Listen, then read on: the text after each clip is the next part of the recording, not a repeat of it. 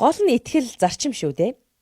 Зандан шатрын парламент хянан шалгах түр хороогоо ажиллуулж байна. Хөгжлийн банкнаас зээл авсан нөхдүүдийг эерэн байцааж сонсож байна. Энэ зөв.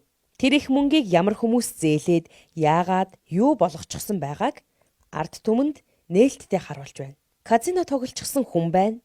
Үйлдвэр барьчихсан ч хүн байна. Ямарваа юм үргэлж сайн тал руугаа явж байдгийн үлгэрээр энэ хянан шалгах түр хорооны сонсгол олон зүйлийг илрүүлэн харуулж байна. Зээл авсан нөхдүүд ямар хариуцлагагүйг харууллаа. Ямар хариуцлагатай байх ёстойг харууллаа. Мөнгөний зарцуулалт ямар ч эмх замбраагүй, хяналтгүй, үр ашиггүй зарцуулагдсныг харууллаа.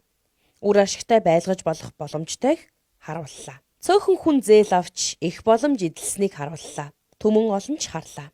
Western Hall гэдэг компани цементийн үйлдвэр барьчихаж, зээл нь 3-4 жил савираад байхад үйлдвэрээ босгочихсныг түр хорооны дарга энх баяр сайшааж байна лээ. Зөв байна. Гангийн үйлдвэр барих гэснээс өгсвөлээд дандаа л зөв санаачлага байсан ч нийт зээлдэгчид бүгдээрээ хариуцлагатай байж чадаагүй байна. Хөгжлийн банк бол хөгжлийн төслүүдийг санхүүжүүлэх банк.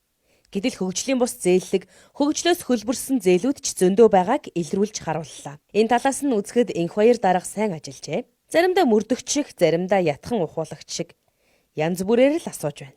Зандан шатарч сайн чиглүүлсэн шиг байна. Цагтаа гишүүн явсан Магваны бэлэгт зээлээрээ хийсэн ажлаа учирлаад сууж байна. За ямар ч байсан хөгжлийн банкны хөгжлийг хөгжилд хэрхэн яаж хариуцлагатай зарж байх ёстойг иргэн улсын хурал төрийн байгууллагууд нь хянан шалгаж хариуцлагатай байлгахыг энэ түр хорооны сонсгол нотлон харуулж байна. Улсын мөнгө уйлдаггүй биш, ямар эмгэнэлтэй уйлж тэр хэрээр хөгжил хойш суусныг ил явдал бид бүхэнд тунхаглан харуулж байна. Хөгжлийн банкны зээлээр хөгжүүлсэн төсөл барьсан үйлдвэрийг Western Hall мэт шууд харуулж байх ёстойг харууллаа. Зарчмын энэ хандлагаараа гомж авын зандан шатар спикерийн парламентийнхан оноо авч байна. Итгэл төрүүлж байна. Одоо нүүрсний хэргийг мөн ин хэлэлцэн ус тосыг ялгах хэрэгтэй.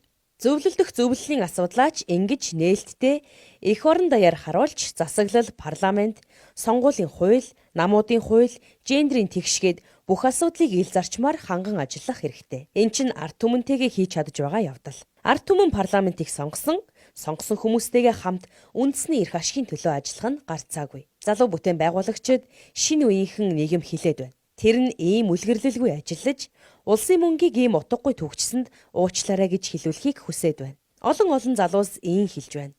Олон нийтийн сүлжээнд бичиж байна. Зандан шатаар энх баяр нарын энэ сонсгол хойшид эм болж, сайн засаглалыг бүх төвшөнд хадгалж чадвал хийгээд хөдөлмөрлөөд бүтээх залуус монголоор дүрэн байгаа баха.